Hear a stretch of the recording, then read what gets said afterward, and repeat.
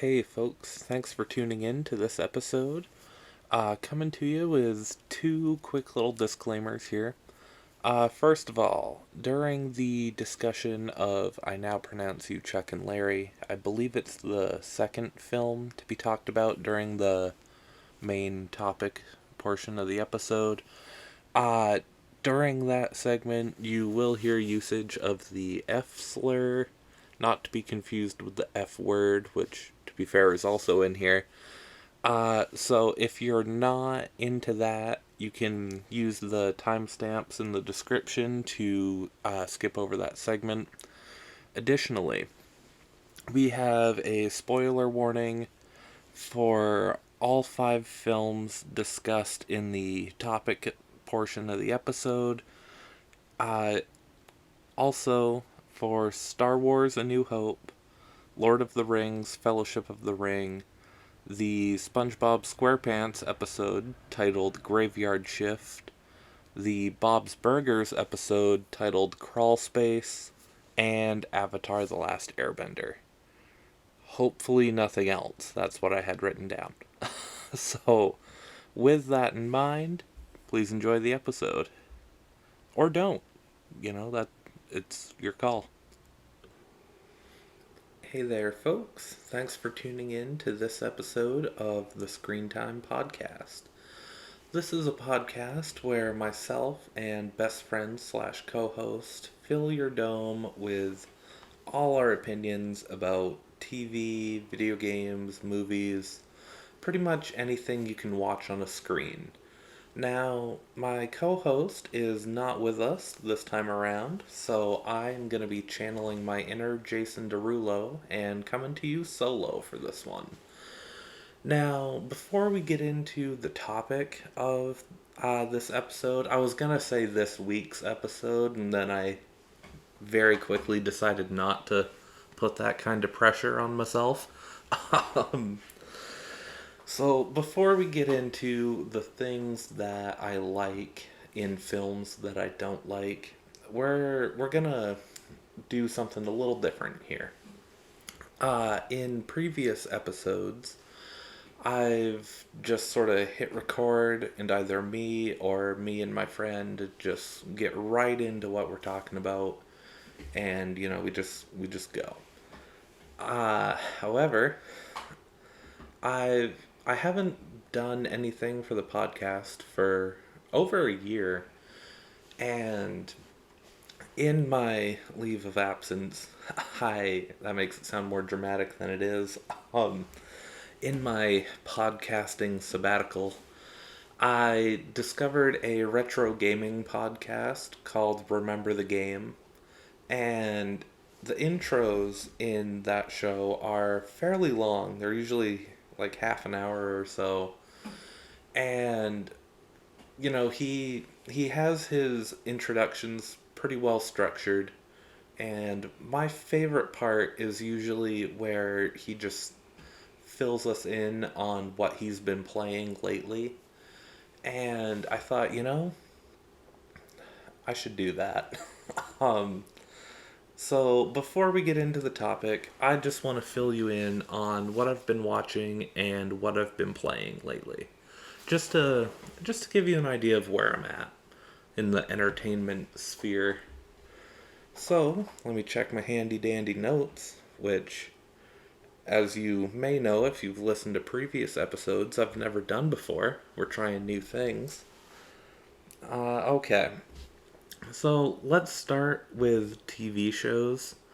Um, I'm kind of playing it a little fast and loose with terms like recently and lately with this one, but I'm going on my first like official Avatar watch through, you know, sorry, let me back that up.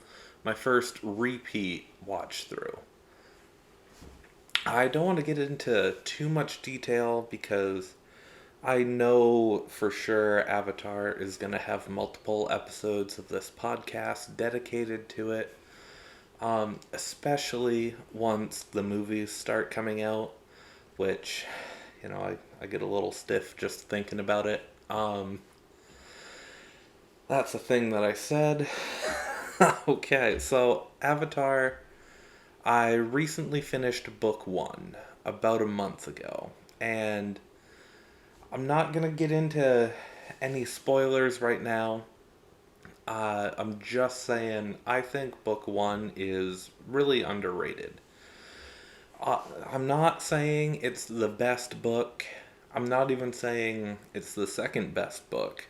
But I'm just saying, I think as Avatar fans, we need to give book one a lot more love than we do. Southern Air Temple is definitely a top 10, possibly top 5 episode in the series for me. Really good stuff. Um, and I do, occasionally, sporadically watch other episodes that aren't in my episode by episode watch through, but for right now, I'm finished with book one. And I am going to move on before I talk about Avatar for what should be the length of the podcast. Um, what else am I watching lately? Uh, okay, so I'm sure most of you watching this have a show that you put on and really don't consciously think about it that much. You don't like sit down and say, I feel like watching whatever, I'm gonna do that. You just sort of happen to land on your couch at 10 p.m., the remote's in your hand and it just instinctually knows to go to that show. For me, lately, that's been Bob's Burgers. Uh, I know that Bob's Burgers will get episodes too, and I kind of pick episodes sporadically. I don't just go episode by episode because for as much as I love the show, I'm coming up on 10 years of being a fan. Um, there's more than a handful of episodes that can fuck right off, in my opinion. Um, and that's not to disrespect the show. Usually, when I write an episode off, that's because it relies too much on gross out humor for me. So I have a tolerance for that, and the show has been known to exceed that tolerance on occasion. So I don't just let the show play. I pick out my episodes, but I could talk about Bob's Burgers pretty much every time, an episode comes out, and whether it's just me or me and my friend talk about like what we're into lately, I could probably talk about Bob's Burgers every time, but I probably won't. um, in a similar vein, I've been watching Schitt's Creek again, and I watched the show chronologically the first time.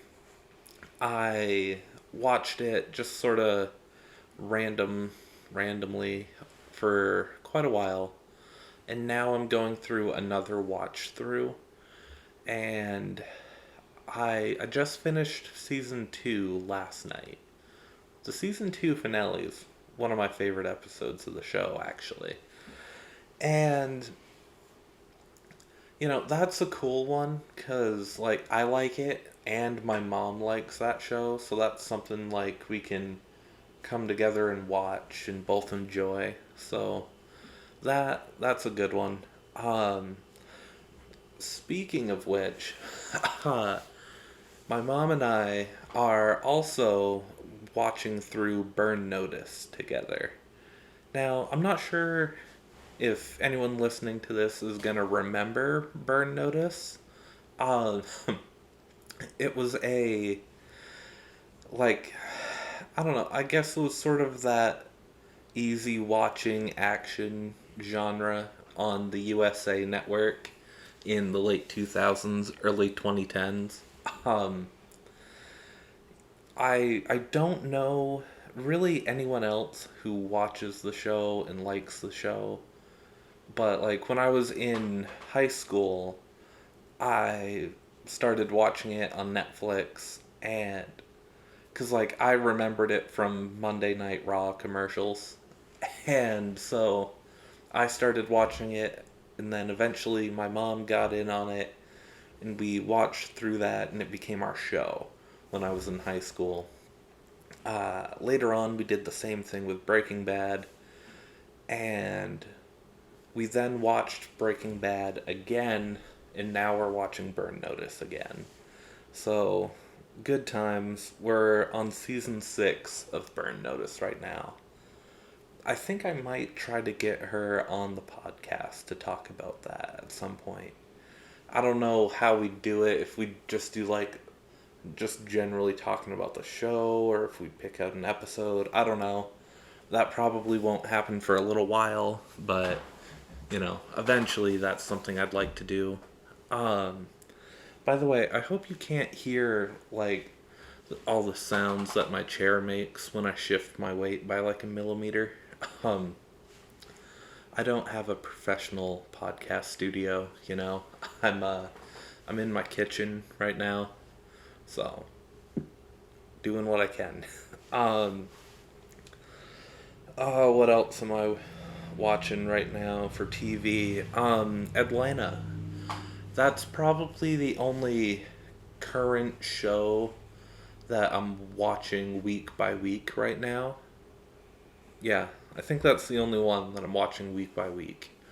So, at the time of recording, the first 2 episodes of season 4 are out, and I'm really liking it so far. I didn't expect to get 2 episodes in one night. That was awesome. Uh, you know, I I found Atlanta shortly before season 3 came out. Like I think I had to wait, I don't know, 6 months maybe for season 3. And season 1 and 2 kind of blur together because I watched them in 4 or 5 days. Um Season 3 I really liked. It did feel quite a bit different. And season 4 is kind of giving me season 1 and 2 vibes, but like more. You know what I mean? So I'm really liking it. I will probably do an Atlanta episode eventually. I don't think I would go season by season. I might pick out like an episode, or I might do the show as a whole. I don't know. Um, but that's not one that my co-host watches. It's not one that anyone else I know watches. That's just one that I found. And so, it would be a while before that episode came out. But I am watching it. I am digging it. Let's shift over to movies. Now, I I haven't been watching movies as much as I normally do. Um, I don't know. Like for me, putting in a movie is typically like a very like singular, all my attention goes into this piece of media for the next 2 hours. And that, like that's something that I haven't been doing as much lately because I just get a little too addicted to the multi-screen experience. Um, that, and I have to pick out like what specifically am I gonna watch. I don't like to watch a movie and then still have a couple hours left before I go to bed. Um, I like a movie to be like the last thing that I really invest in for the night. Um, at least most of the time. Like if I'm watching it at home, I don't like to like shut the movie off, um, watch like TV for the next 3 hours and then go to bed. Um, It's a matter of timing and focus, and I just haven't done it as much lately. But I did watch Kill Bill Volume 1 again. I technically didn't finish it because I had to get up early the next morning. Um, and I'll get back to the reason why at towards the end of the show. I like calling this a show. It makes it sound like there's production value, and it's not just me in my kitchen with a USB mic and a laptop while looking at my notes on the smartphone. Anyway, um, so I watched Kill Bill Volume 1. I hadn't seen it since somewhere between 2017 and 2019, probably closer to 2017. Um, and I'm not gonna lie, I'm a Tarantino guy. I like him. Not as much as I did when I went through my Tarantino phase, which I feel like is an important phase for anyone who becomes a film enthusiast to go through. Especially like right in that late high school, early college era, of your film enthusiast career. I think it's very important to go through a Tarantino phase. Um, and Kill Bill Volume 1 was my introduction to Tarantino. I watched it in like 10th grade for the first time. Fucking loved it. I th- I go back and forth on whether I like part 1 or part 2 more, but I'm like, you know what? I'm gonna watch this. It's been a while. I don't know how well it's gonna hold up. I had I had a little bit of doubts about whether or not watching it was gonna be like me thinking, oh, maybe I've sort of moved past some of Tarantino's work. I think Once Upon a Time in Hollywood is the best thing that he's put out, and it's his most recent film. It took me a while to come to that opinion, but it's where I'm at right now. And, you know, I shouldn't have doubted it. Kill Bill Volume 1 holds up so fucking well. It's a super tight action movie, you know what I mean? Like, I'm not gonna spoil anything here, but just know that, like, if you've never seen it, and you're looking for, like, a good, like, tight action movie that has, like, an artistic vision behind it. It's not, and I don't mean to shit on like vaguely defined movies, but it's not a blue and yellow poster action movie that you watch in the theater and forget about it by the time you're pumping gas on the way home. Um, and I don't mean to diss whatever movie you visualized when I said that, but you know, like, this is a fucking good action film. And I would highly, highly recommend watching it.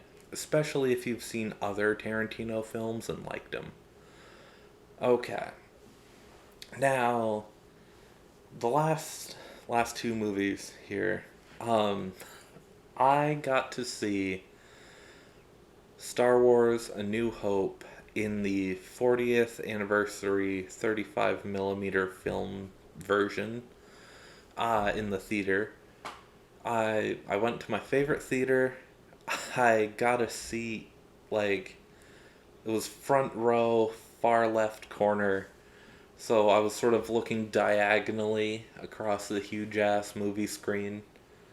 You know, like, I could, if there were two important people in the shot, I kind of had to look at one and then look at the other. I was that kind of close. But I fucking loved it. you know, A New Hope, and I call it A New Hope because I am of the Generation Z. What are you gonna do? Um, obviously I know that it's Star Wars, and, like, on the screen it was just labeled Star Wars.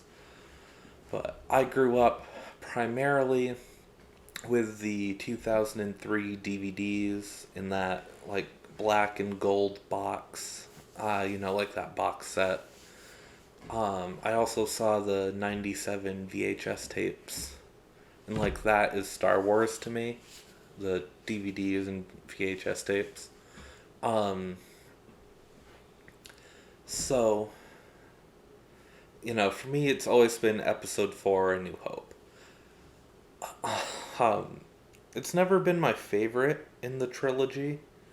You know, I've always thought the first two trilogies, each movie gets better as they go on. So clones over Phantom Menace, Sith over clones, New Hope over Sith, and so on. Um, but I really, really appreciated A New Hope more, getting like a good theatrical experience. Because let's face it, when this film came out, it was a mind blowing spectacle, and the effects are no longer cutting edge. They are now very much of an era. Like you can look at it and just start to see like, oh, maybe that's a miniature. Um, and I don't think there's anything wrong with that. Like if I watch Metropolis, I'm not like, this shit's looking kind of old. It's like, yeah, it is looking kind of old because I'm watching a movie from the 1920s. 1920s, 1910s, I can't remember when Metropolis came out, but you know what I mean? Uh, it'd be like, playing Super Mario Brothers and being like, huh, these graphics are kind of ass. Because it's just like, they're not ass graphics. They're 8-bit graphics. And, it's not like they're ass special effects. It's that they're 1977 special effects. And it somehow adds to the heart of the movie. I don't really know how, um, but I don't know. I really liked it. Also, the following night, I went back to the same theater and I saw a screening of Fellowship of the Ring. Now, I'm not really a Lord of the Rings fan. You can revoke my film enthusiast card if you need to, but the only uh, Tolkien based movie I have seen is Fellowship of the Ring. I have seen it twice, if that means anything to you. Um, a couple years ago, I said, I should really watch the movies. And so I rented the extended edition of Fellowship. I watched it. I was like, yeah, that was pretty good. I should do Two Towers at some point. And that was in 2019, I think. Um, so, you know, do with that what you will.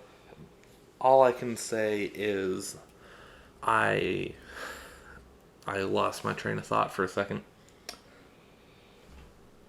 So, I'm not a Lord of the Rings fan, but I am a movie fan.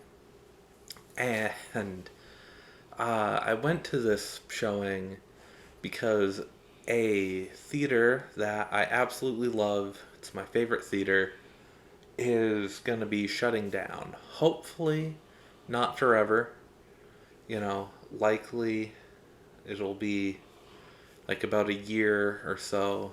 Um, but in the event that it did shut down for good, I needed to make sure that I I got my time in at the end. And like they were doing a bunch of free movies and whatnot, just to get people in and sell off their concessions and whatnot. Um, and so I went into both Star Wars and Fellowship of the Ring because I wasn't sure, like, I went into each of them thinking this is the last film I'm gonna watch here, at least for a while. And, both times the crowd was excited as shit for these movies. You know, um, like with Star Wars, spoilers. Okay, spoilers for Star Wars: A New Hope. Um, when the Death Star blew up, the theater applauded and cheered. Same at the end of the film, you know, because we were applauding both, the film and the theater. The same thing happened with Fellowship of the Ring. Uh, Spoilers for Fellowship of the Ring. Um, the crowd who cheered during the "You Shall Not Pass" scene and at the end of the film. Um, a couple times, like, I would hear people say, this is the last movie I'm gonna watch here, and like it's emotional. And that got me thinking. Like when I was watching Fellowship of the Ring, I was in the same, in like, you know, the same room, the same screen that I saw Finding Nemo on, which was my first theater experience. And I was definitely sitting in like the same fourth of seats, like right side, back half of the right side. So I was probably either in or within 2 or 3 arms length of the first seat that I ever sat in to watch a movie in the theater. And so it was a really, really cool experience. Um, and I liked watching Fellowship and whatnot. And like when that movie ended, the vibes were just like, they were intense. And so, I stayed to watch through the credits. I kind of puttered around until I was like the last person leaving the theater. It was a really good time. So that's TV and movies. Let's get into what I've been playing lately. Um, so I've been jamming on the NES Classic. I think technically they call it the NES Mini, if I'm not mistaken, but I don't call it that. Um, so much like Bob's Burgers, at any given point, in which an episode comes out and there's a what I'm into lately or what we're into lately segment, you can assume that I've been playing Super Mario Brothers lately. I won't talk about it every time, most likely. I mean, you never know. But you can assume that I'm playing it. Um, my all time favorite video game. Still haven't beaten it yet, but I'm getting there. um, I don't really know what to add to the discussion about Super Mario Brothers. How do you break new ground on that topic? But just know it's my all-time favorite, and any any time an episode comes out, likely I could talk about Super Mario Brothers. Moving on into something that I actually recently kind of discovered is a game also on the NES Classic called Tecmo Bowl. Now, for those of you who don't know, it's a football game on the NES. And I never paid any attention to it on the menu of games. I had a good experience with Blades of Steel, and I think one or two other sports games, in the past, probably on virtualness.com, RIP. And at least I think that website's down. But, whatever.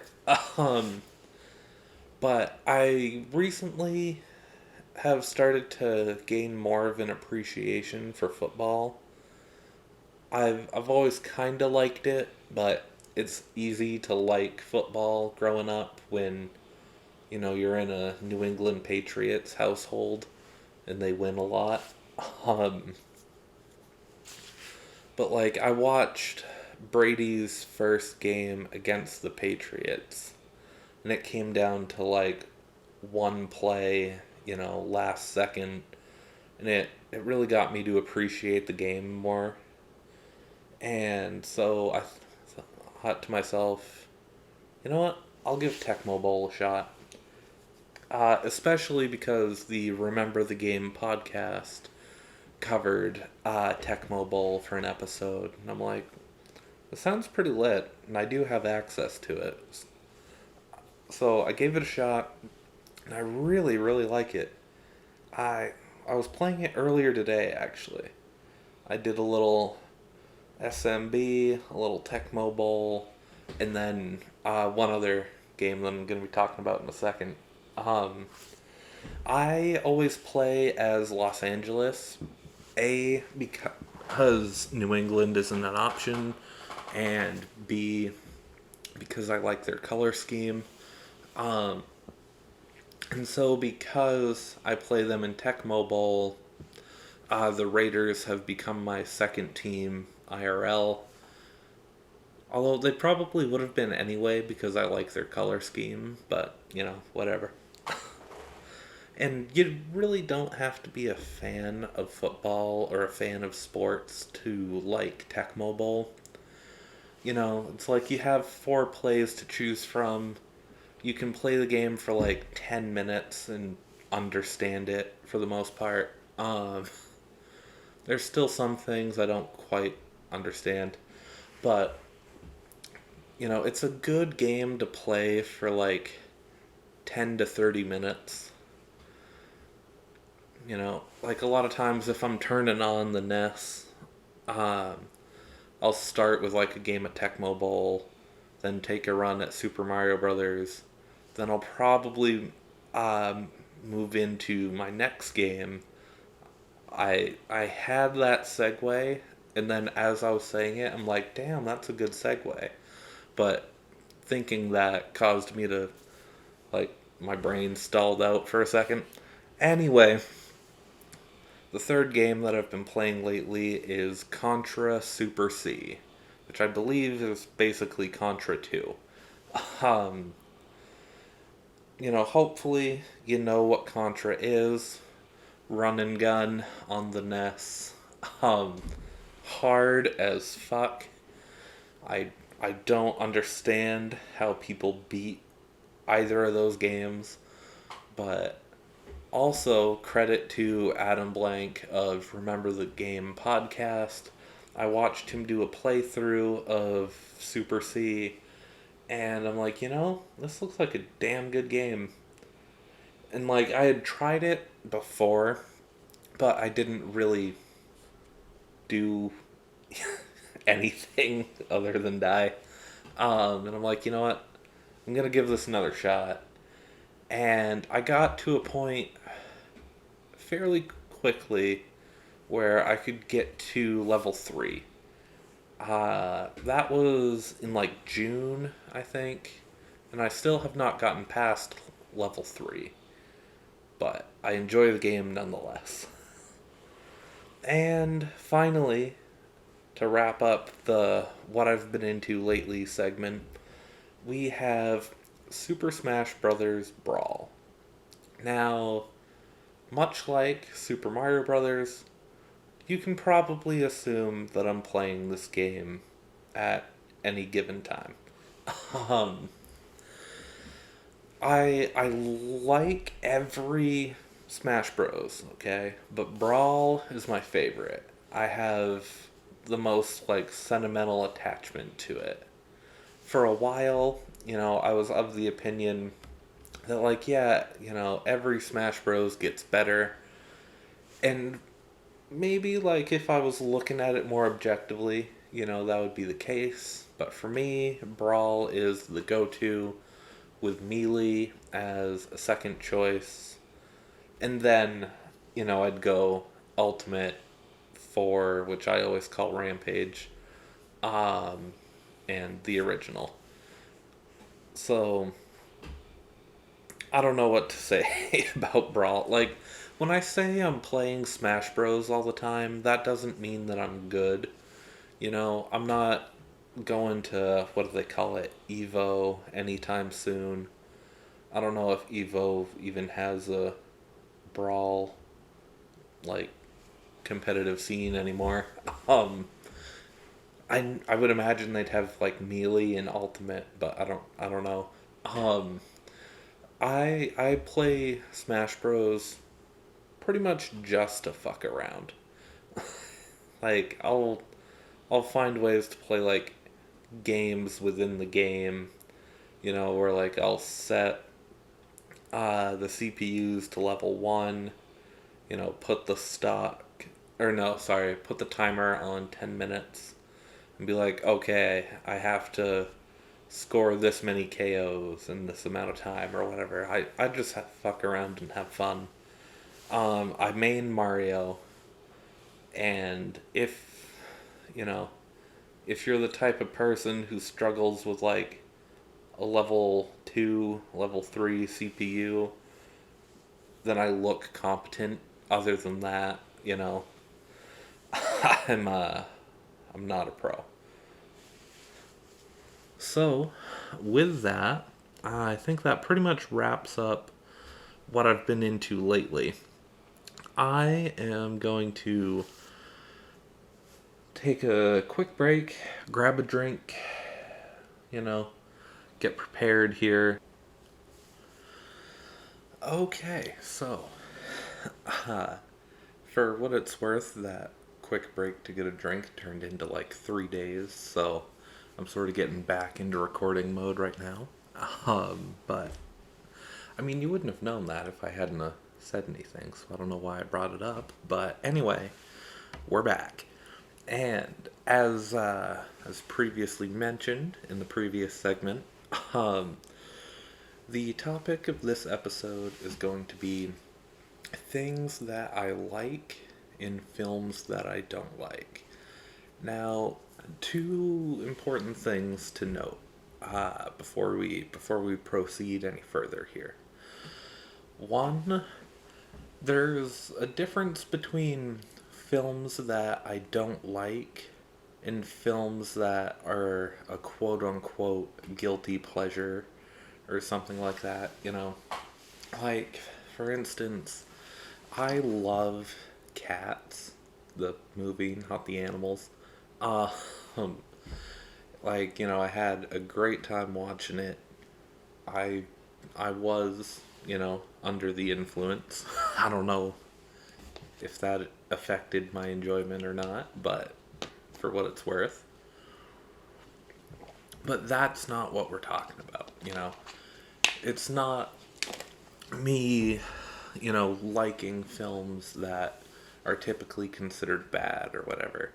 It's not even films that I necessarily consider bad. It's just films that I don't like. Second of all, I don't really buy into the idea of bad art. Like, it's all subjective. We're all just trying to like articulate the human experience, man.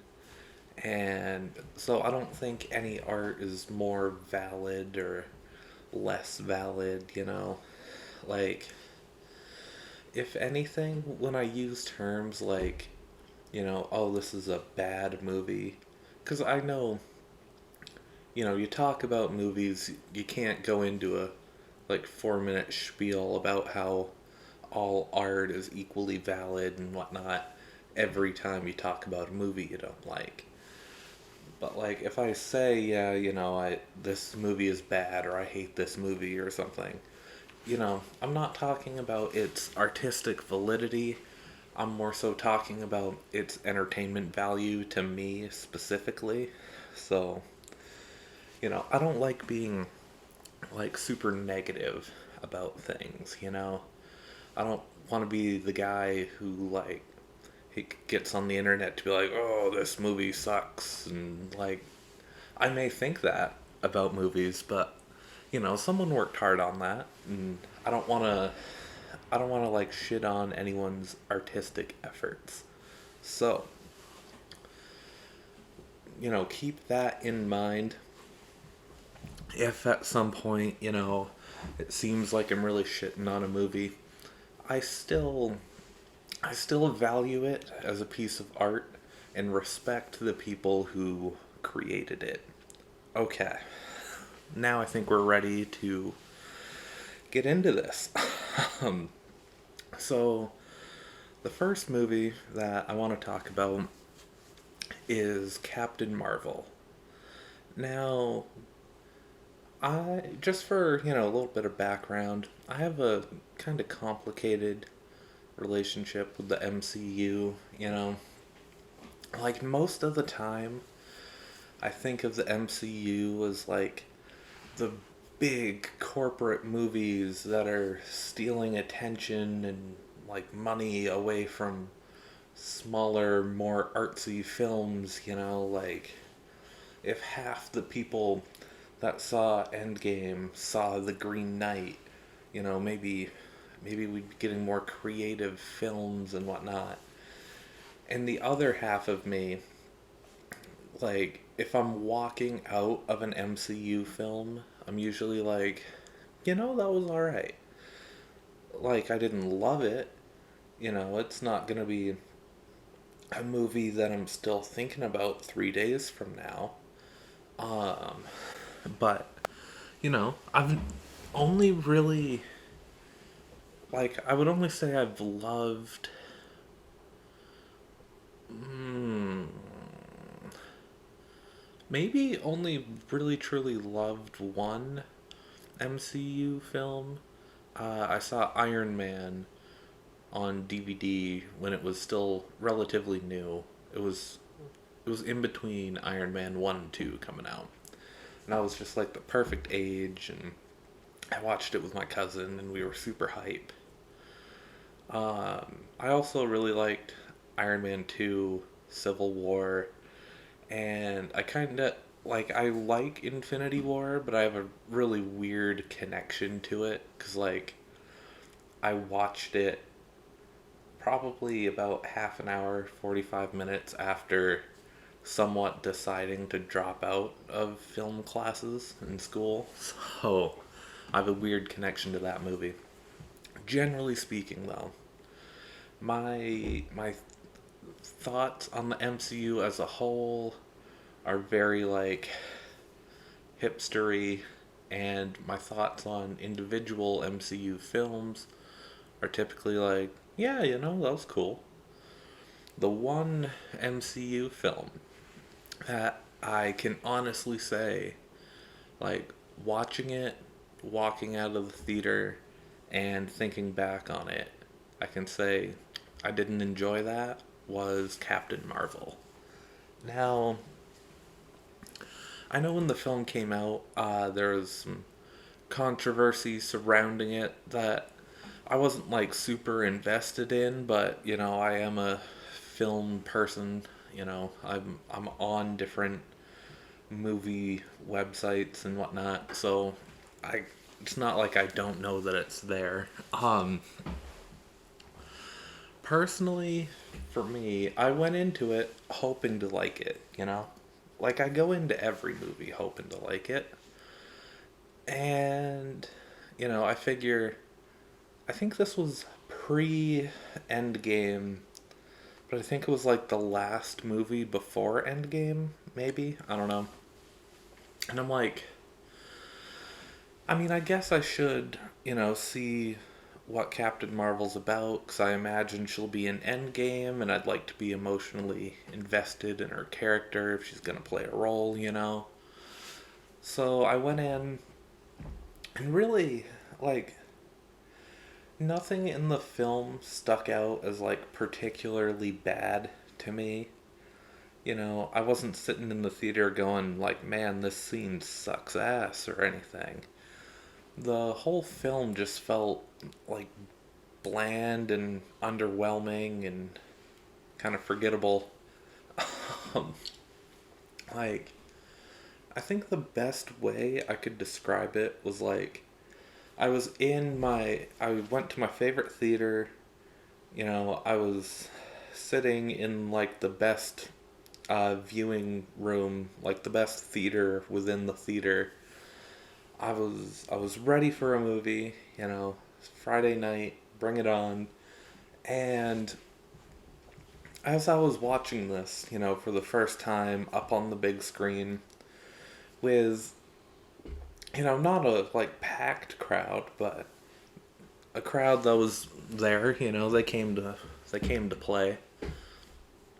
It felt like it was the type of movie where it felt like I was watching it for like the third time on FX at 2 p.m. on a Sunday, you know? Like it just had that vibe from the start. And I don't know. I really just went out of there thinking, like I would have rather, played Wii Sports for 2 hours. Granted, I could say that about a lot of films, even some films that I like, but generally speaking, I was like, yeah, that was a forgettable experience, and I didn't really enjoy it. That being said, there is a scene in the film that I quite enjoy, and much like the stuff that I don't like, I can't like fully visualize the memory of the scene. I know it's like a fight scene, it's an action sequence in the second half of the film. I can't remember honestly if it's the climax or not, but you get the sense that shit's about to go down. Captain Marvel's about to throw hands, and all of a sudden you hear the beginning to Just a Girl by No Doubt. And, I like the song. And, it might be a sort of lackluster thing to praise a movie for, for having a song that I already like in it. But just the way, they shot and edited it and to have it sync up with the music, it just really gave like some good exciting vibes. Like I really felt something for a minute because the way the song starts, it just sort of slowly sort of builds you up, gets you ready to thrash a little bit, and it just worked for me. Like I wish more movies would have that song play like leading into a fight scene. So props to Captain Marvel for that one. Uh, so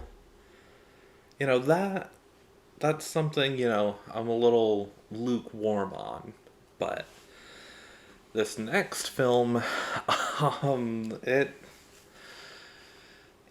I have less favorable feelings about film number two here. So the next one that we're going to be talking about is I Now Pronounce You Chuck and Larry. Now, for those of you who have not seen it, this is a comedy starring Adam Sandler and Kevin James. The the the plot of the film, from what I recall, is essentially they're both firefighters. They're very macho, manly guys, and one of them owes the other one a favor, and the other one is in a bit of a weird spot financially, where like if something were to happen to him on the job, like his family couldn't get his pension or life insurance or something along those lines. Um, and so, he goes to his friend, the other firefighter, and he's like, "Hey, I need to know that my family can get this money if something happens to me. So what if, we convinced people that we were domestic partners, and then if something happens, you can give my family my money." And, Adam Sandler says fag a couple times and then eventually agrees. Um, and the rest of the movie is spent convincing people that they're gay, but they're straight. And that's the punchline to a good 80 to 90% of the jokes. Um, well, sometimes the punchline is that other people actually are gay. So that's pretty much what you're signing up for. um, so why did I watch this? Okay, I wasn't a middle schooler who got the chance to watch a grown-up movie. I didn't like sneak it one night on TV when I was a kid. I watched this on my own accord. No one was watching it with me. It wasn't a movie night and someone else picked and I sat through it. I said, you know what? I'm gonna watch I Now Pronounce You Chuck and Larry. Why did I do that? Well, long story short, uh, do you ever sort of like angry scroll through comments? Like you don't, like that there are gonna be comments that like rile you up, but for some reason you just feel compelled to do it. First of all, don't do that. Um, but I fell into a rabbit hole of a comment section underneath a video essay analyzing a comedy special that is somewhat controversial. And a lot of the comments that I was seeing from people who were fans of this comedy special were along the lines of like, people don't know how to take jokes anymore. You know, if you can't laugh at yourself, then, you're just stuck up, and that's why we can't have equality because people can't laugh at themselves. And if you learn to take a joke and laugh at yourself, then maybe you'll be happier. A lot of those types of comments. And I thought, okay, I feel like testing a theory, you know? Like, let's say I went into a comedy with as open a mind as I can, Obviously, I'm not going to be going into it fully neutral, open to the experience. There's a tinge of gritty sarcasm to it, but like, what if I watched I Now Pronounce You Chuck and Larry just to see, if I can, in fact, laugh at something that's making fun of a demographic I'm somewhat connected to? Well, let me tell you. Uh, First of all, this probably wasn't the best film to test that theory on because I'm not a fan of what I kind of dickishly refer to as the grown up cinematic universe. Like the films that star like anyone in the grown ups cast, or the grown ups movies themselves. Granted, there are some exceptions. I like Here Comes the Boom. I think I like Happy Gilmore. I don't know if I've ever actually sat down and watched the whole thing. Um, Obviously, like Uncut Gems is its own thing. Um, I think I remember liking Click, but like other than that, stuff like Home Team that came out recently. Um, Jack and Jill. I don't know. You know what I mean. I'm not a fan of that type of comedy, so there's a little bit of a flaw in my research. But I said, you know what? I'm gonna see if I can go into this ready and willing to laugh. If I can find something funny here. So I had a toke. I had I think I had like 2 drinks before I started the movie and 2 drinks during the movie. I don't recall laughing at any point in the film. Maybe like a sarcastic, like, oh my god, they they tried to make that a joke type of thing, or like, they're so like tone deaf about something that like their joke isn't funny, but the joke is. I don't know if that makes sense, but you know, there might have been a couple chuckles on that side of things, but generally speaking, it was a type of comedy that I'm just not into, and specifically didn't go for it, didn't vibe. Vibes were off.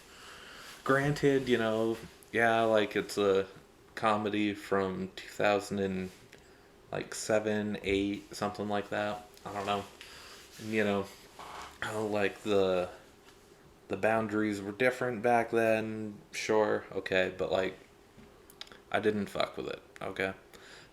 Um, that being said, it did have 2 things that I enjoyed. Um, the first is the title of the film is I Now Pronounce You Chuck and Larry. Just think about that for a second. Off the top of your head, throw out 1 or 2 movie titles that are about that long. It's kind of hard, right? Like, even something like Fellowship of the Ring or something, that's a somewhat long title, but I guess if you did Lord of the Rings, Fellowship of the Ring, that'd be longer. Um, would it? I don't know. But, you get the idea. Like, I don't know what it is about visual media thinking that it needs shorter titles. I don't get it. Like, fuck, what was the other film I was... Okay, yeah. So I love both of these uh, motion pictures here, but like, Do Androids Dream of Electric Sheep is a vastly superior name to Blade Runner. A Song of Ice and Fire, I like a good fair bit more than Game of Thrones. Um, Granted, I do think Game of Thrones is a good title, but like, you get the idea. So it gets points for having a long name, and I wish films would do that more. Like, I wish they'd embrace that sort of MCR, Fallout Boy, Panic at the Disco naming energy.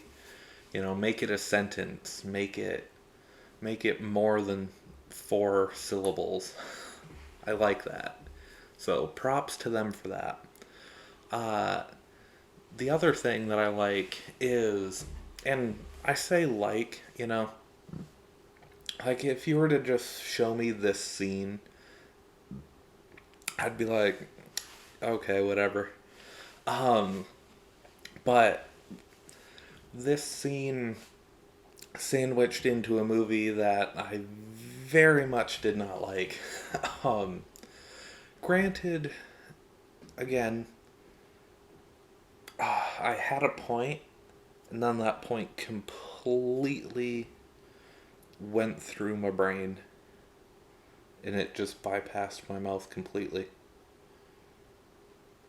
Anyway, um, Yeah, so like, I would not sit through the movie again for this scene, nor would I probably even look the scene up on like movie clips on YouTube or whatever. But the scene was, you know, Adam Sandler and Kevin James go to this. I can't remember if it's like a prominent gay person's Halloween party or if it's just a party, it's a Halloween party. There's a bunch of gay people there. I can't remember what the exact descriptor of the event would be, but you know, they go to a party where there's some gay shit going on, and coming out of the party, uh, um, leaving the party, they encounter a group of protesters on the sidewalk, or no, sorry, like on the steps of the building, and they've got like signs, and they're all grouped together, and there's a dude with a megaphone, talking to these people leaving the party. And what I like about this scene is that it has a little bit of nuance, which, you know, generally speaking, I'm not gonna throw a movie a parade because it has nuanced characters. But it was a welcome change of pace for the movie.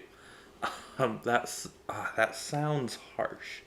I don't like saying mean things, but I fucking did not vibe with this movie. Anyway, um, so essentially the scene plays out like this: leader of the protest, guy with the megaphone.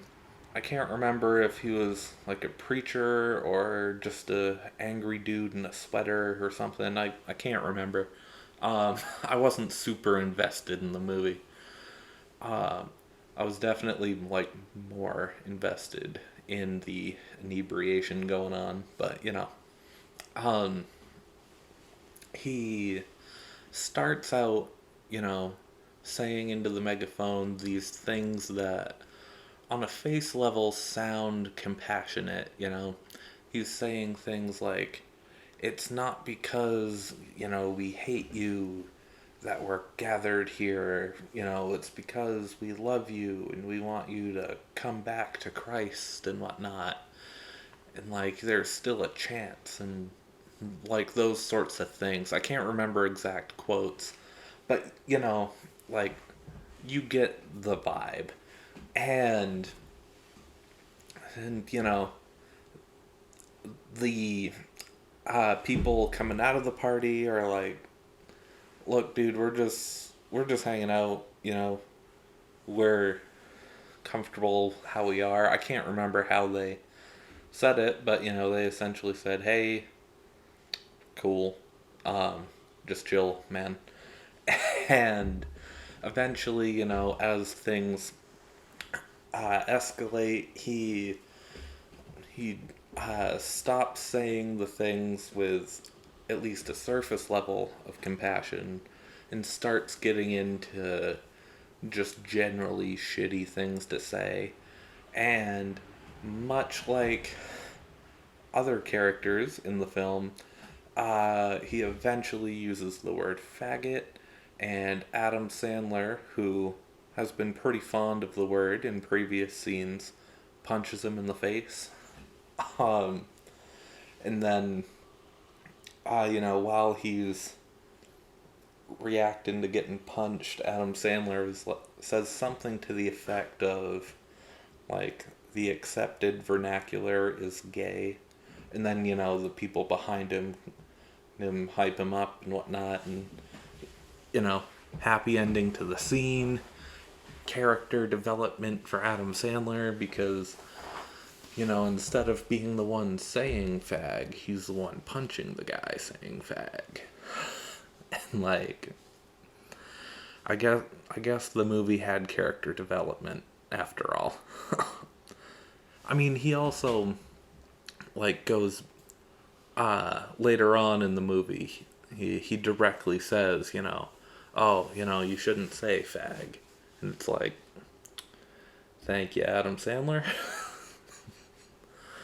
I'm glad this movie exists. So yeah. Um, so there was a little bit of nuance, because we got to see a guy come in as an antagonist with, displaying false intentions, and then through conflict with our protagonist, the character shifts and reveals himself as more of a villain, and then our hero gets to overcome him. So there was a little bit of nuance in the movie. Props. Okay, let's move on. Okay, Captain Marvel. Now pronounced you Chuck and Larry. Okay. So, first movie was kind of lukewarm.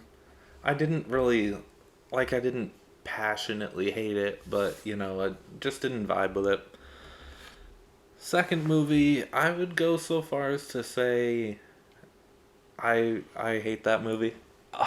Um, and maybe I wouldn't hate that style of movie as much if I wasn't exposed to it so often. Uh, it just so happens that someone who I live with and, love very much likes those dumb comedy type of movies. And I don't mean to say dumb, like, oh, all the movies that he likes are stupid. But like in the in the making of those movies, whether, in the pitch, whatever, someone's got to be like, we're trying to make a dumb comedy. And he watches them all the time, whenever they come on.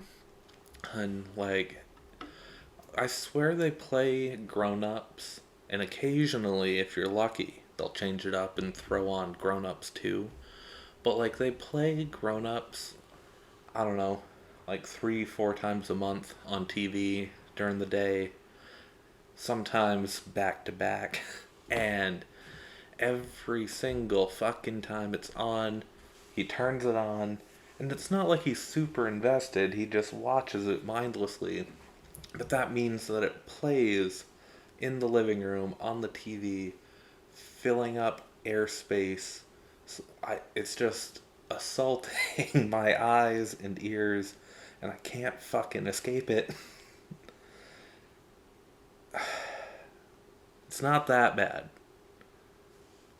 It's just bad, and I'm overexposed to it, so I resent the genre. Okay, now I'm done. The third movie that I'm talking about here, I I would like to. I definitely like it more than the previous two.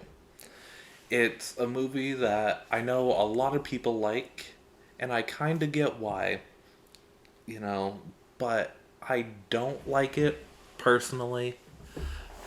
And when I tell people I don't like it, especially when I was in college, doing video classes, when I told people that I didn't like The Dark Knight, they looked at me like I beat a kitten to death with a baby seal. It was just like, why the fuck would you even say that? That's basically blasphemy. And I'm sorry, but I'm not a big fan. I don't I don't feel invested in Bruce Wayne. I feel slightly more, but still not super invested in Batman. I I feel like a lot of the scenes are fairly dry. I have a hard time taking the character of Batman seriously based on the voice. Maybe that's just because it's been parodied so much, but I still don't really like it in its own right. I I really only like the scenes with the Joker and, It's not exactly breaking new ground to say it, but I like Heath Ledger's Joker, and it's my favorite part of The Dark Knight. The only difference in saying that is that I don't like The Dark Knight. And like,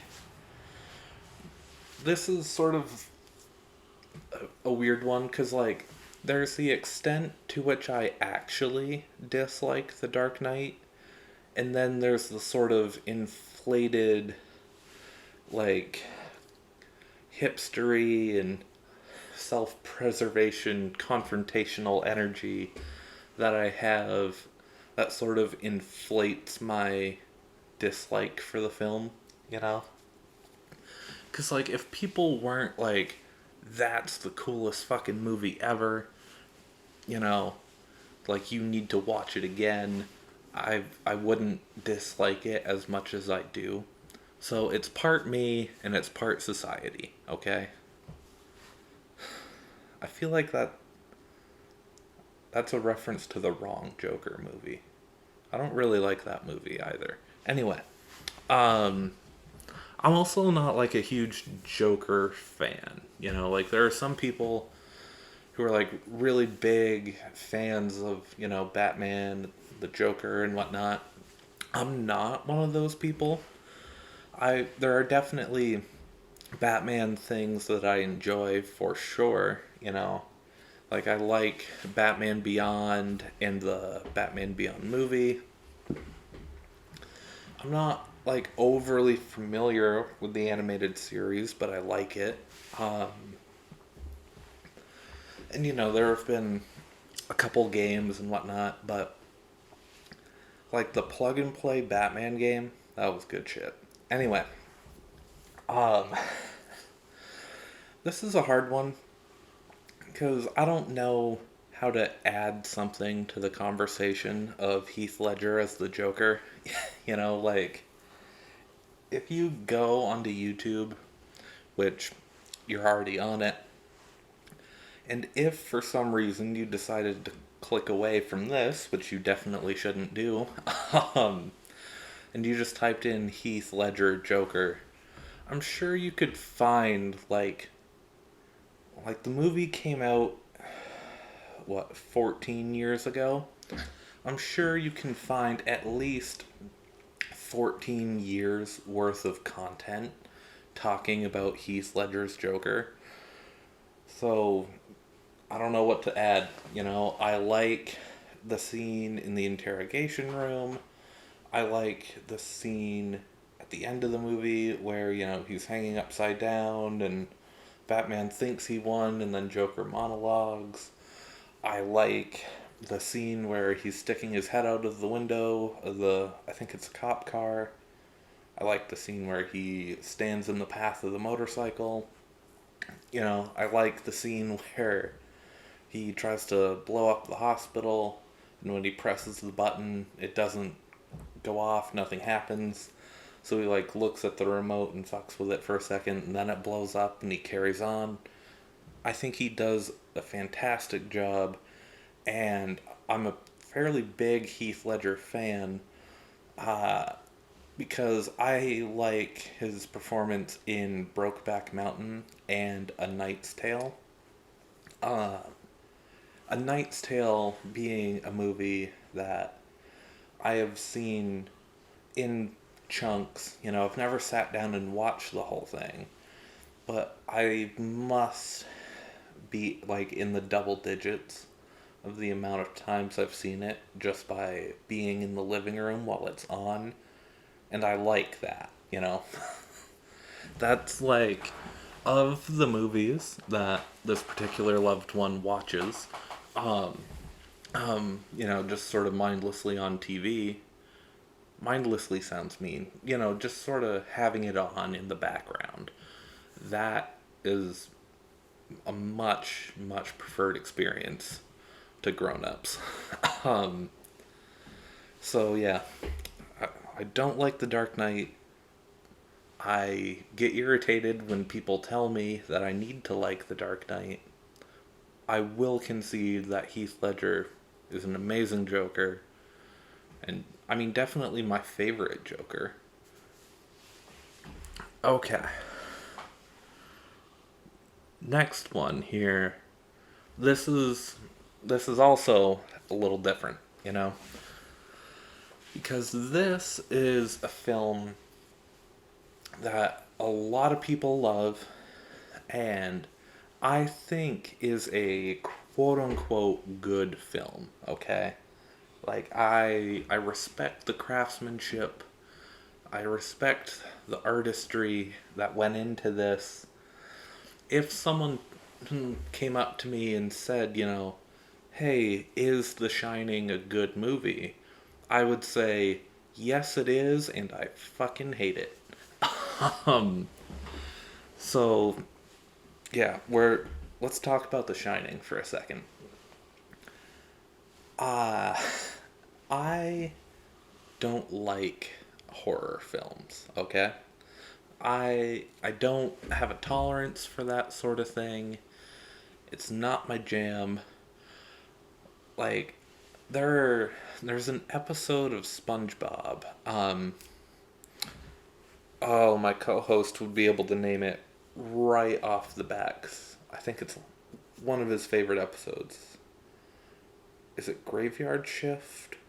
The one where, SpongeBob and Squidward work the overnight shift with the hash slinging slasher. That one.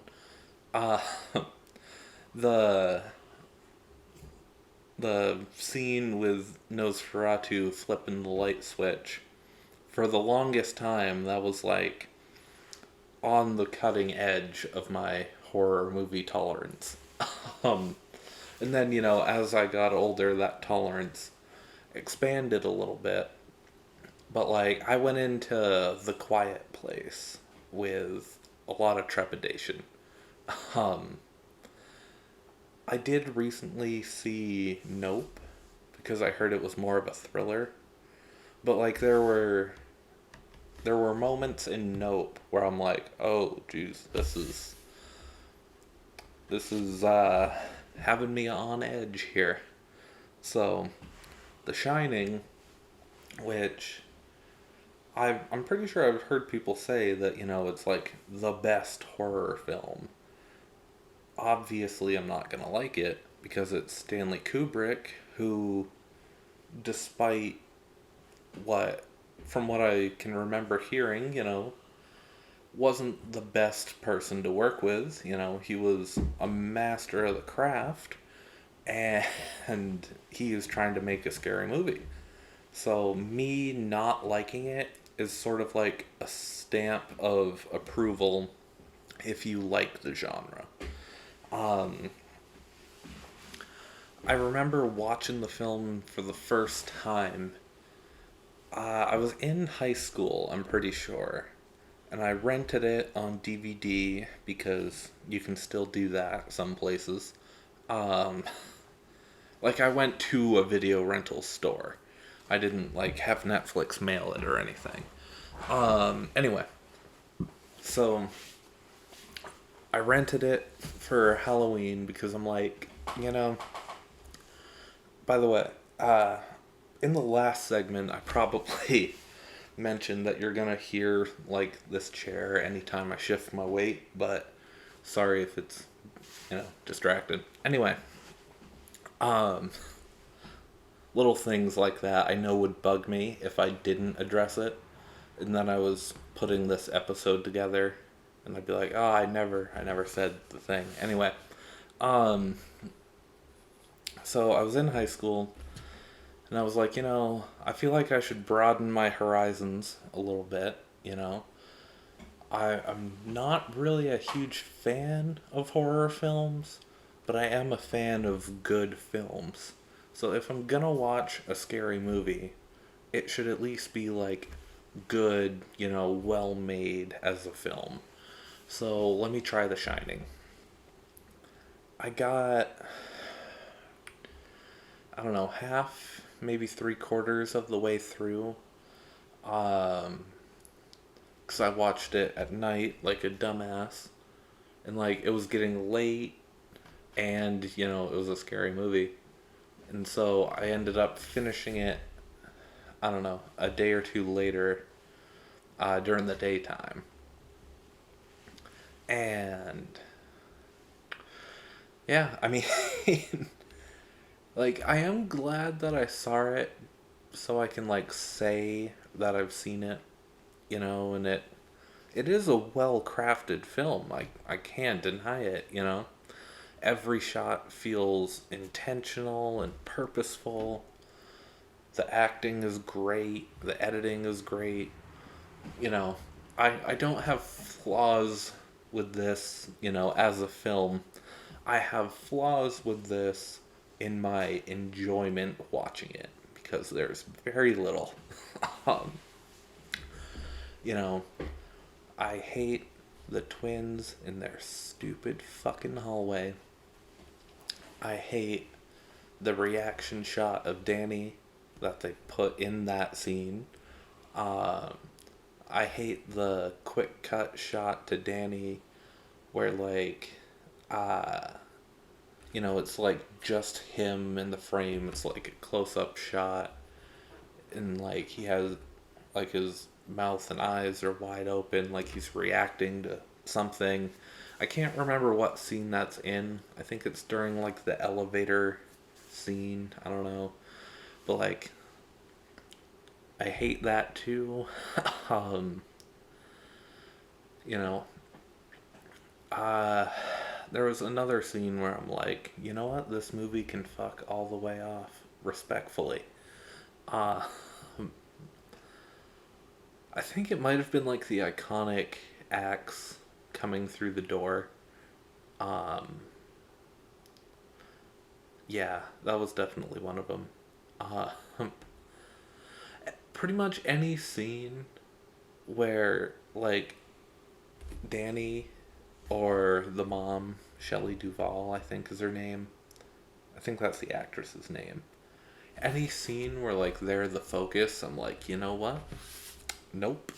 I'm all good, thanks. Um, that being said, you know, if I was to pick out something that I like about this, uh, one, I just kind of thought of this.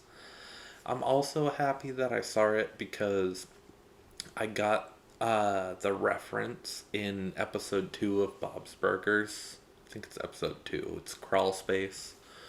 Where they uh, like pay homage to the scene in the bathroom. Like in Bob's Burgers, it's Bob talking with Kuchikopi. In The Shining, it's Jack talking to whoever the fuck. Um, but yeah, so I'm glad I saw it so I can get that reference. Um, I think they also do the scene at the bar too. Um, yeah, they do. Anyway, give me your best bootleg hooch. I could have used some fucking bootleg hooch when I watched this film. Anyway, Bob's Burgers references. Um, I guess the thing that I would pick out that I liked about this film was, and, you know, much like Heath Ledger in The Dark Knight, not exactly breaking new ground here. Um, but it's what I believe is the ending shot where it zooms in on the photograph in the hotel, and, like, it's, you look at it and you can see it's like an old black and white photo of, like, a bunch of people gathered together at a party. Like they posed for the picture, they're all facing the camera. And then, like, as the frame, the actual camera slowly zooms in or pushes in. I can't remember which. I probably couldn't tell you if I was watching the shot. But, the camera moves in on the picture, and as it gets closer, we see uh, the main character, Jack's face in the picture. And the picture is clearly from, like, the 20s or 30s. I can't remember what it says on the picture, but decades in the past. And, so as we zoom in on that, we're left to question things like, you know, was Jack, like, did the hotel, possess him in such a way that, like, this, like, a different Jack, like, came into that Jack? Is it, you know, like every generation, do the ghosts of the hotel just claim a new person? Was Jack even really Jack, and, like, we see the ghost's face, but they see somebody else's face? I don't know. Um, there are so many analysis videos of The Shining, and I find those interesting. Like, especially the one where people talk about watching The Shining forwards and backwards at the same time. That's fucking awesome. Like, I love the idea that people care about this movie so much that, they do things like watching the film forward and backwards at different opacities and, like, look at how the shots line up. That's that's so fucking cool. And, like, they get, like, really interesting compositions when they do that. And, like, if I ever did watch The Shining again, that would probably be how I did it. Um, I don't know how you would go about doing that. I don't know. Um, but yeah, so I love the movie. I know that people way more familiar and way more qualified than me have analyzed it.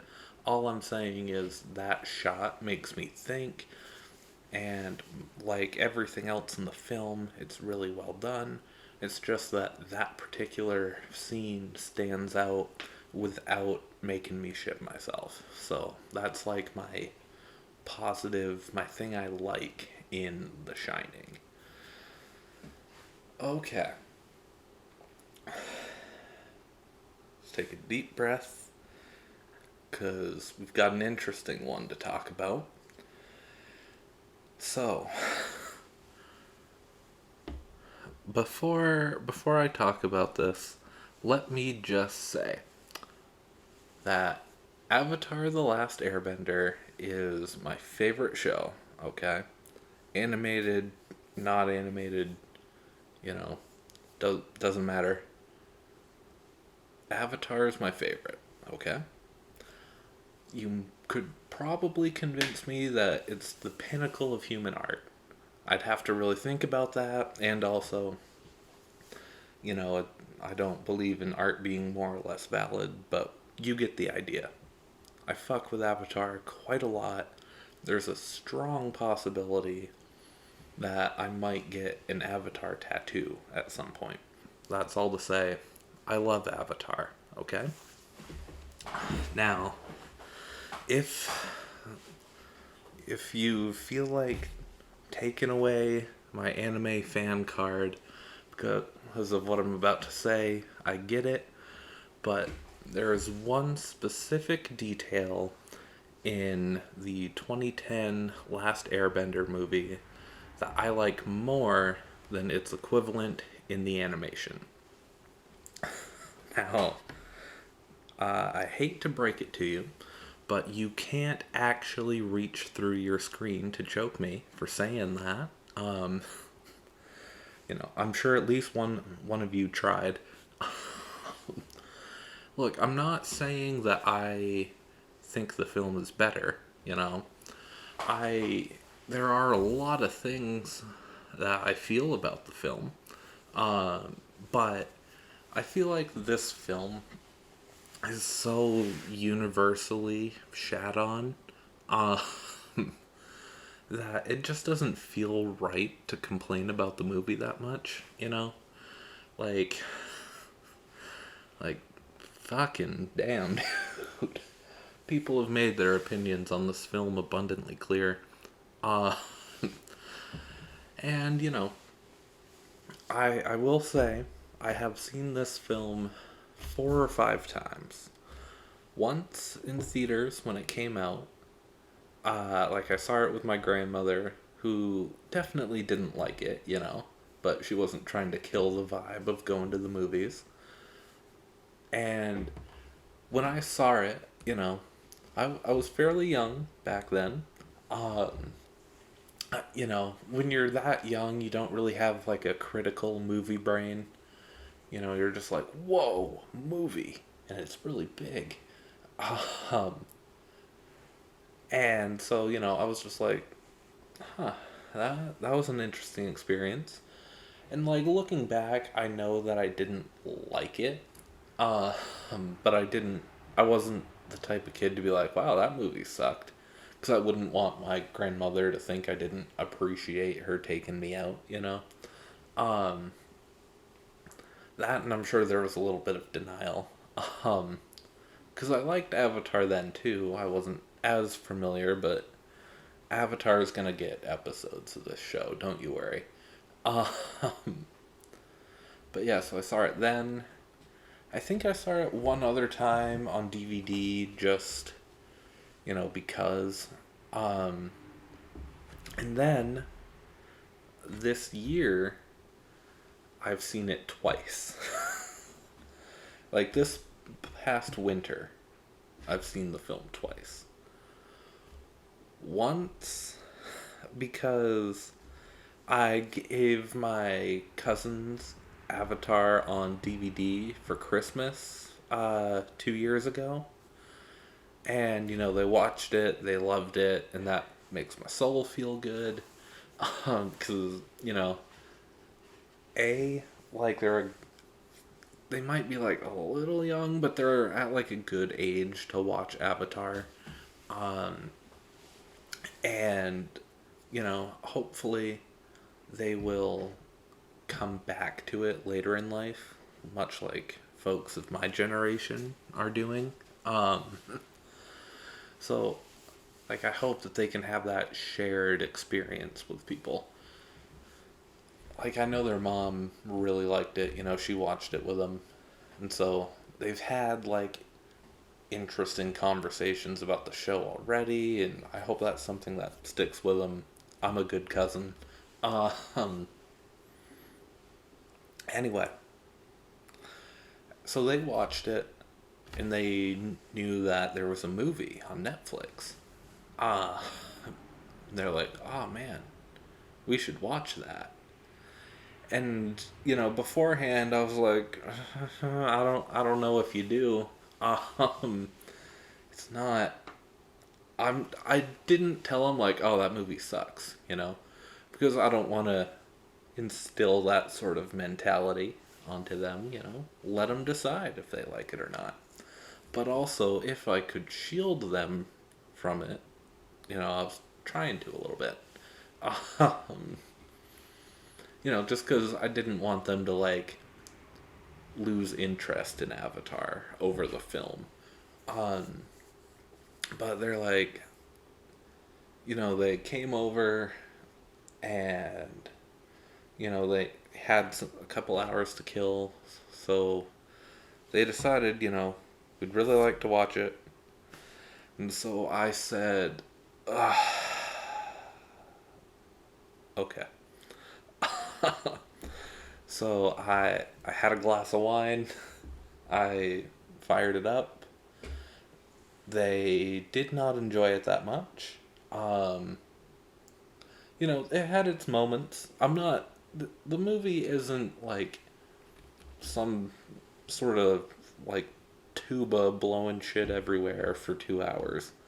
You know, it has its moments. Okay, like I for one think that the like silhouette sparring during the end credits is cool.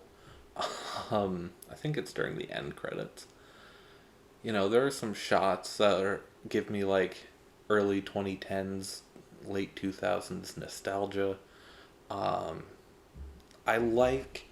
I I wasn't thinking of this, but I like Aang's forehead tattoo better in the movie. Now, is this because black is my favorite color and blue is my least favorite color? Mostly.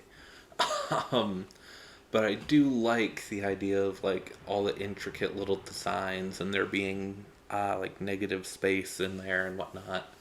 Um, but I mean, I get it. Like, nothing against the original design. That's what I'm more accustomed to looking at. But when I watch the movie, I'm like, that looks pretty banging.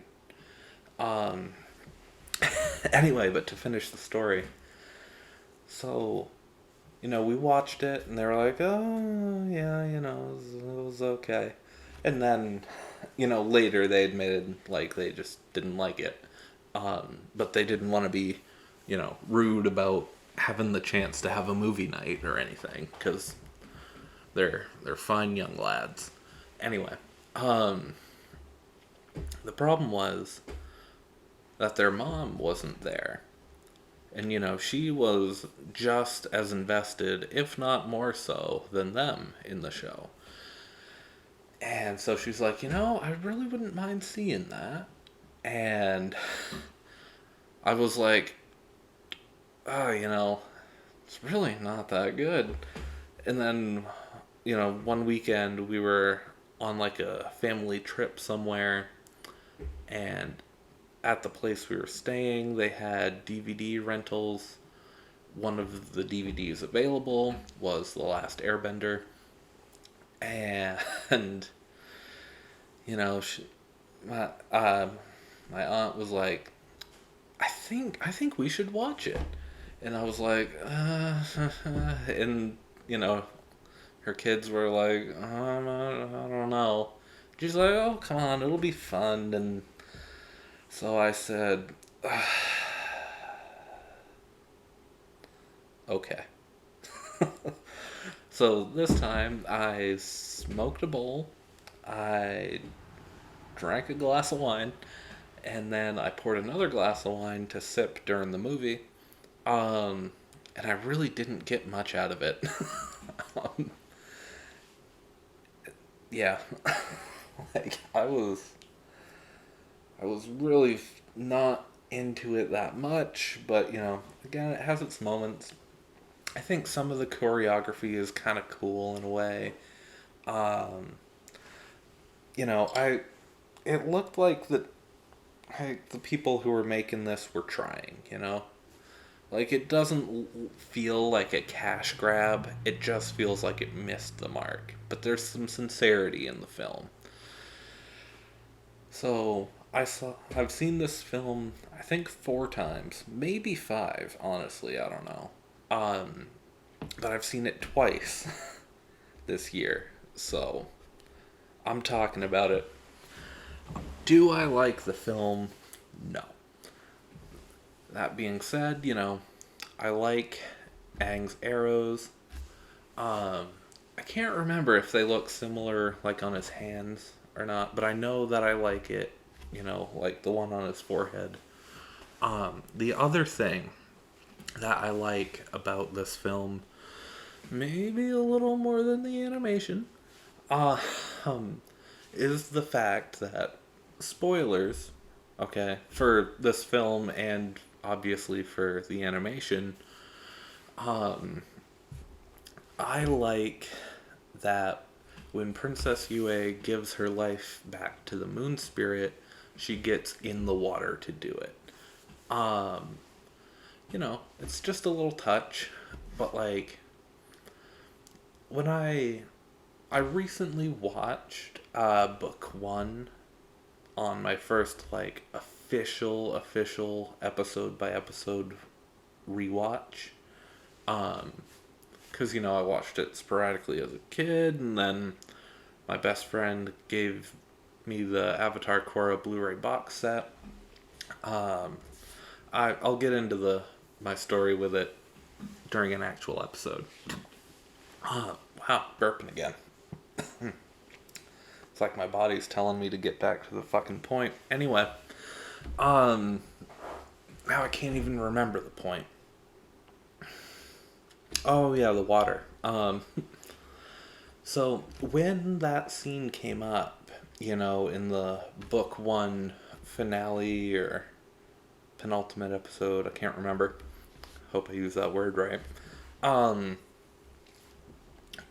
like I was waiting for Princess Yue to get in the water, and then when she didn't, she just, uh, like she's just hanging out on the grass beside the pond when she dies. I'm like, whoa, why do I remember that differently? And it dawned on me that's how they did it in the live action, and I like that idea better. Um, that being said, I do like how, she falls backwards and Sokka catches her. I do like how Iroh is holding the moon spirit when she does it, It's a good moment for Iroh. Kinda, it lets us in on his, who he is subtly. Um, and that's great. I don't think it's a bad scene. I just wish, like in the animation, she would have gotten in the water because that's the whole thing. They're the water spirits, and like she is essentially a water spirit.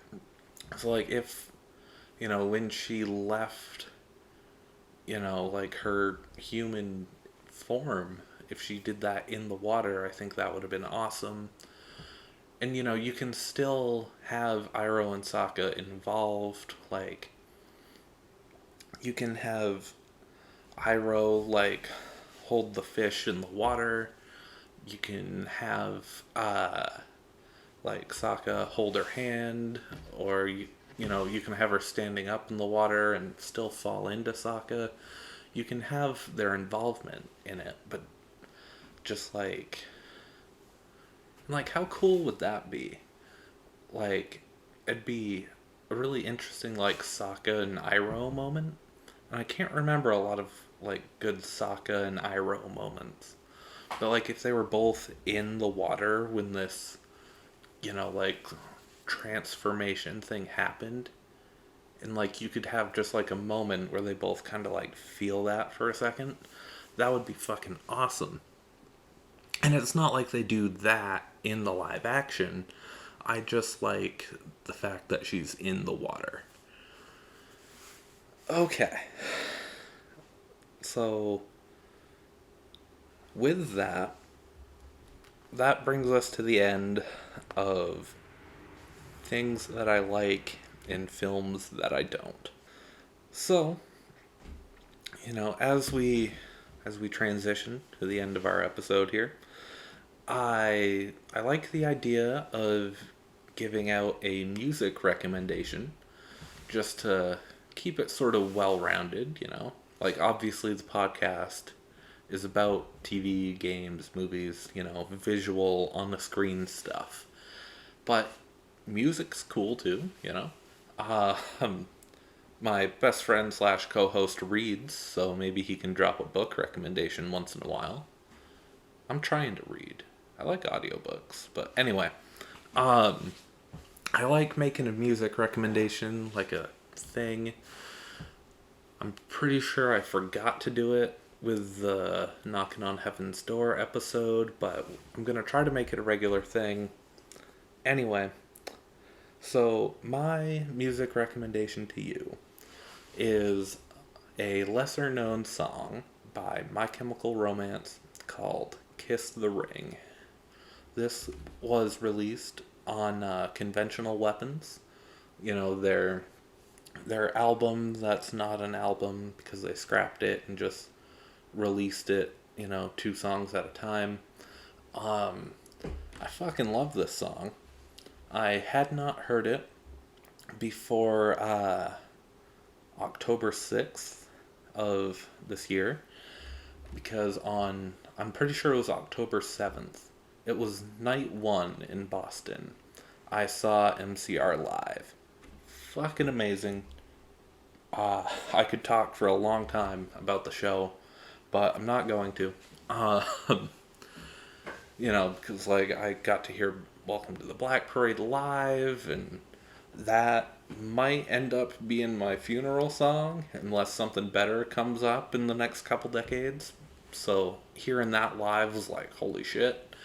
Um, but before that, um, I've heard their core four albums. You know, Bullets, Three Cheers, Black Parade, Danger Days, but I hadn't heard Conventional Weapons. I think I had heard Boy Division. So I'm like, alright, let's give this a listen. And Conventional Weapons is motherfucking awesome, okay? Like, as MCR fans, we need to put that out there more. And, like, I feel like of their primary four albums, Black Parade is the best, okay?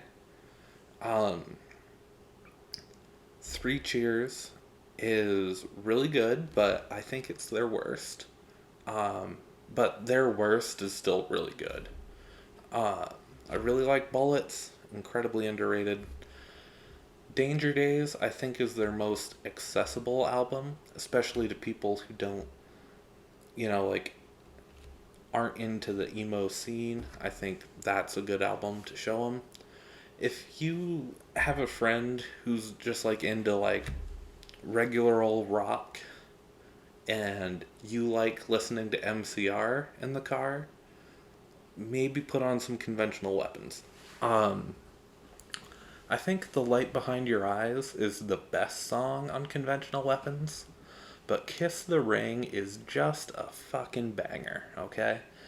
Like, this is a song where if you're listening to Conventional Weapons, you want to, like, time it just right so Kiss the Ring starts as you're, like, just getting off the on ramp and getting onto the interstate right when it starts. It's a fucking jam.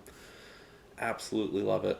Um, so that is my music recommendation to you. Now, in terms of podcast talk, there's some things in the planning phase. I don't exactly know what the next episode is going to be. I know in November I'm going to try really hard to put out an episode about 007 Skyfall for the 10-year anniversary. It's a very important film to me. I'm sure you'll find out why during the episode. If I figure out how technology works, I might be able to get the co-host onto that one through some sort of video calling thing. I don't know how it's going to happen yet, but hopefully. Because he was in the theater with me when I saw it. And, he's a valued member of the podcast. The most valued member of the podcast. So anytime he can be on, it's awesome. There's just a, like, hemisphere difference at the moment, so it's a little difficult. So that's coming. I want to try to do something before that, though. I'm thinking in October, I'm going to try to put out an episode that, like, I've fiddled with it before. I think I might have something on this channel about it. I can't remember. Like back in the pre-podcast, still just talking into a mic about movies for a while. If it's on there, you can find it on the channel. I definitely messed with the idea on Stardust, but it's non-horror Halloween. Because, as we've already determined, I don't like scary movies. That being said, I am a fall person. I do really like Halloween. Um, so I'm going to try to put together a list of things, be they films, TV episodes, like holiday specials, things that give off Halloween vibes without being horror. So hopefully be on the lookout for that. Hopefully me saying it on record is helping the situation. It might actually make it happen. I don't know. I'm also thinking about doing something like uh, films that, like, I don't know, like the films that defined my early 20s or something. I don't know. I'm workshopping that idea. Because I don't want to be like the 20 films that represent me in my early 20s, because 20 films is a lot to talk about. I had 5 films to talk about, and you can tell how long this episode is. Um, but, like, basically, I want to find a way to talk about, like, 20 something coming of age films like Scott Pilgrim and The Green Knight and whatnot. Um, so be on the lookout for those. So, with that, thanks for tuning in to this episode of the Screen Time Podcast. Uh, we definitely have some views on episode 1 of the podcast. Like, I'm looking at my screen right now, and it has 82 views. I know that I've listened to that episode many a time, um, but I definitely haven't listened to it 82 times, so some people have found it. Um, I'm also looking at the Knocking on Heaven's Door episode. That has 16 views. I very well may be all 16 of those views, I don't know. But if, you found this episode of the podcast, I hope you liked it. I hope you found it, like, when it was recent. But if you found it after the podcast has become more established and you're going through the backlog, that's awesome. Alright, so, Auf Wiedersehen.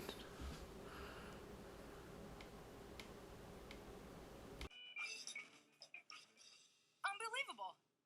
Jessica Believable. Can we please not fight while I'm at a gig? There are a lot of big producers in this crowd. This could be my next big break. Ugh, this podunk benefit is below us. I'm about to be in what I've been told is a very important gay rights movie called I Now Pronounce You Chuck and Larry. Well, I now pronounce me very impressed, but I'm not getting those kinds of offers.